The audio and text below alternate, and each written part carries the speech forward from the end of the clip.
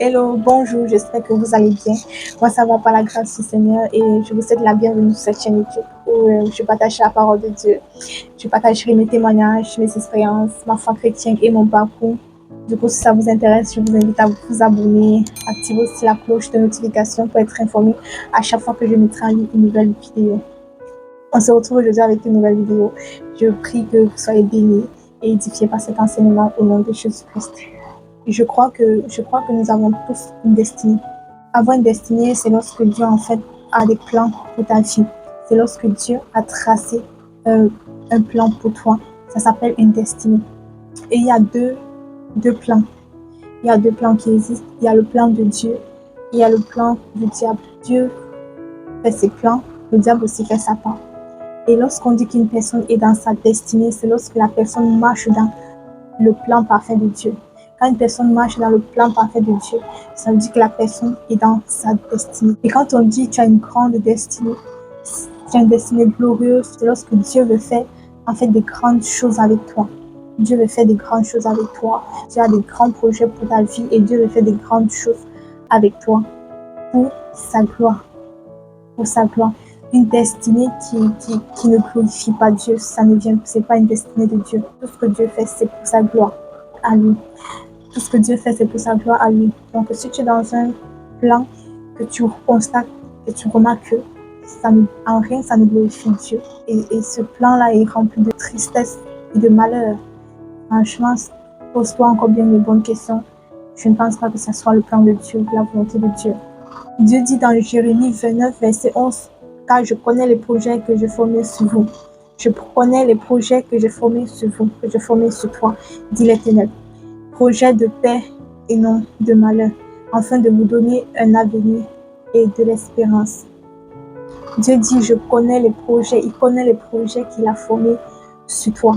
Il connaît les projets qu'il a formés sur toi, projets de paix et non de malheur, pour te donner de l'avenir et de l'espérance. David pouvait dire dans le psaume 139, verset 16, que quand je n'étais qu'une masse informe, tes yeux me voyaient et sur ton livre étaient tous inscrits les jours qui m'étaient destinés avant qu'aucun d'eux n'existât. Il y a plusieurs signes qui peuvent nous montrer que nous avons une grande destinée. Le Seigneur veut faire de grandes choses avec nous, en fait. Et dans cette vidéo, je vais donner deux qui sont des signes qui peuvent nous montrer que nous avons une grande destinée. Le premier signe, c'est la souffrance. Après, ce n'est pas toutes les souffrances qui peuvent être un signe que nous avons une grande destinée. Donc, ce n'est pas toutes les souffrances qui peuvent être un signe que nous avons une grande destinée. La souffrance dont je parle, c'est la souffrance, en fait, qui met notre foi à l'épreuve, en fait.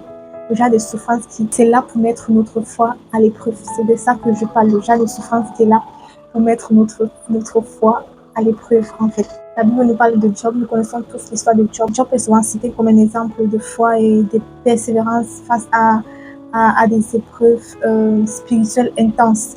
Dieu a laissé que le diable s'attaque à Job pour tester la foi de Job, en lui infligeant une souffrance extrême, vraiment extrême, avec une perte, en fait. En un seul jour, il a tout perdu. Il a perdu ses 10 enfants, ses 7 fils et ses 3 filles. Il a perdu tous ses biens, même ses serviteurs. Il a tout perdu en un seul jour. La Bible nous dit dans Job chapitre 1, à partir du verset 1, qu'il y avait dans le pays d'Uz un homme qui s'appelait Job. Et cet homme était intègre et droit. Il craignait Dieu et se détournait du mal. Il lui naquit 7 fils et 3 filles. Il possédait 7000 brebis, 3000 chameaux, 500 paires de bœufs, 500 ânesses et un très grand nombre de serviteurs. Et cet homme était le plus considérable de tous les fils de l'Orient. Amen. La Bible dit, et voici un grand vent est venu de l'autre côté du désert et a frappé contre les 4 coins de la maison et s'est écroulé sur les jeunes gens. Et ils sont morts. En un seul jour, il a tout perdu. Il a perdu ses 10 enfants, ses 7 fils et ses 3 filles. Il a perdu tous ses biens, même ses serviteurs. Il a tout perdu en un seul jour. Avec tout ce qui s'est passé en un seul jour, avec tout ce qui est arrivé à Job en un seul jour, la Bible nous dit, à partir du verset 22, en tout cela, Job ne pécha point et n'attribua rien d'injuste à Dieu. Il est resté ferme dans sa foi. Il n'a pas attribué quelque chose d'injuste à Dieu. Il est resté ferme dans sa foi, il n'a pas péché, il est resté ferme dans sa foi. Et même devant la Bible nous dit que sa femme même lui demandait de maudire Dieu et de mourir. Il a dit non, il ne maudira pas Dieu. Il est resté ferme sur sa foi. Il a gardé sa foi en Dieu, il a persévéré. Et au final, la Bible nous dit que Dieu l'a restauré.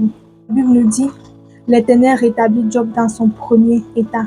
Quand Job il priait pour ses amis, l'Éternel lui accorda le double. L'Éternel lui accorda le double de tout ce qu'il avait possédé. Amen. Quand le diable voit que Dieu est avec toi et que Dieu prévoit de faire des choses pour toi, il va chercher à venir t'attaquer, tout simplement pour empêcher le plan de Dieu de se réaliser dans ta vie.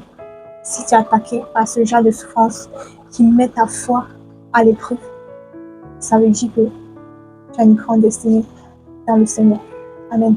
La deuxième chose qui est une signe qui montre que Dieu veut faire des grandes choses avec toi, que tu as une grande destinée dans le Seigneur, c'est la tentation. C'est une chose vraiment qui ne manque pas. La Bible nous dit que Jésus a été tenté par le diable dans le désert pendant 40 jours et 40 nuits.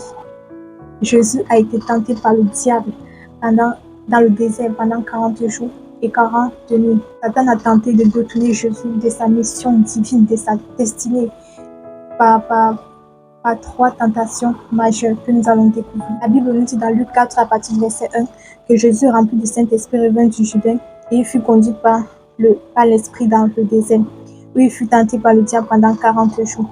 Il ne mangea rien durant ces jours-là. Et après qu'il fut écoulé, il eut faim. Le diable lui dit, si tu es fils de Dieu, ordonne à cette pierre qu'elle devienne du pain. Jésus lui répondit, il est écrit, l'homme ne vivra pas de pain seulement. Le diable ayant élevé lui montra en un instant tous les royaumes de la terre et lui dit, je te donnerai toute cette puissance et la gloire de ces royaumes, car elle m'a été donnée et je la donne à qui je veux. Si donc tu te prosternes devant moi, elle sera toute à toi. Jésus lui répondit, il est écrit, tu adoreras le Seigneur, ton Dieu, et tu le serviras lui seul. Le diable le conduisit encore à Jérusalem, le plaça sur le haut du temple.